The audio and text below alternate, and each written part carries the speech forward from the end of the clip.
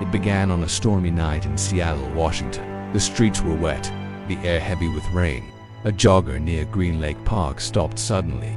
Lying on the ground was a young woman, her body carefully placed, and on her chest sat a single red matchbox. Inside was a note, "Do you see me now?"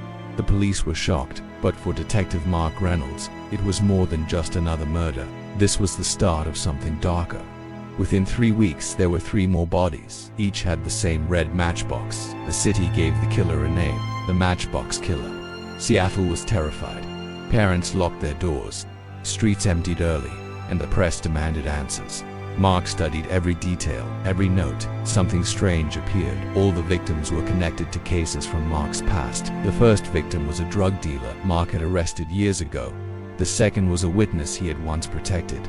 The third, an old informant. The fourth, a young lawyer who had defended one of Mark's toughest suspects. This wasn't random. It was revenge. Mark felt a chill. Whoever the killer was, he knew Mark's history.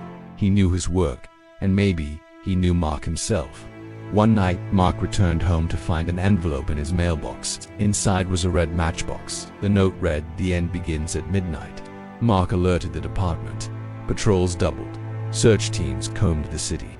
At exactly midnight, a fire broke out in an abandoned warehouse by the Seattle docks. Police rushed inside, but there was no killer, only another matchbox waiting on the floor. This time, the note hit too close. "You're chasing shadows. Look inside your own house." Mark froze. Could the killer be inside the department? He began watching everyone: officers, analysts, even his own partner of 10 years, Detective Ryan Cole. Mark trusted Ryan more than anyone. But lately, Ryan was acting strange. Files went missing. Evidence got misplaced. Mark couldn't ignore the signs. He decided to follow Ryan one night. Instead of going home, Ryan drove far out of the city, stopping at a deserted cabin in the woods. Mark waited in the dark, heart racing. Hours later, Ryan came out carrying a wooden box. Mark stepped forward. "What's in the box, Ryan?" Ryan dropped it. Dozens of red matchboxes spilled out, each with notes inside written in Ryan's handwriting. Mark's stomach turned. "It was you, all along." Ryan's eyes were cold. "You took everything from me, Mark. The promotions, the respect. I did the work. You took the credit. Now you'll feel what it's like to lose everything." Before Mark could react, Ryan pulled a gun. Shots cracked through the night. Mark dove behind his car as bullets shattered glass. He returned fire, hitting Ryan's arm. Ryan fled into the woods, blood dripping but still dangerous. The chase began. Through the forest, rain pouring, branches snapping. Underfoot, Mark followed, gun ready. Ryan fired blindly behind him, laughing in the darkness. "You can't stop me, Mark. You never could." They reached the riverbank. Ryan turned, knife in hand. The two men clashed in a brutal fight. Fists, blood, mud. Mark barely held on. Ryan slashed wildly, the blade cutting Mark's shoulder. Pain surged, but Mark struck back, landing a crushing blow. Ryan stumbled, lost his footing, and fell into the rushing black river. His body vanished into the current. Silence followed, broken only by the storm. Mark stood there, shaking, bleeding, his chest pounding. It was finally over, or so he thought. The next morning, police searched the river. No body was found, but near the bank, stuck in the mud, was a single red matchbox. Inside was a note, soaked but still readable.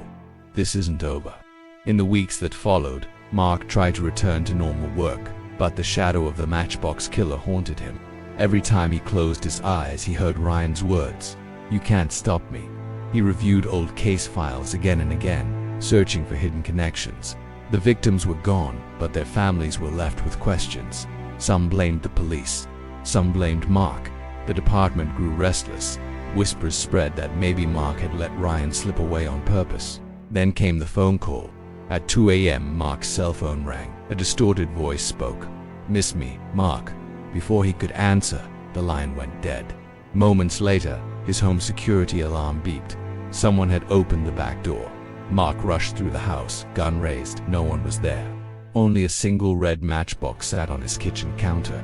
The note inside said, "You sleep, I watch." Mark realized Ryan wasn't hiding. He was stalking. Every step Mark took, Ryan was closer. Every day, another matchbox appeared in his car, on his desk, even inside his locker at the precinct.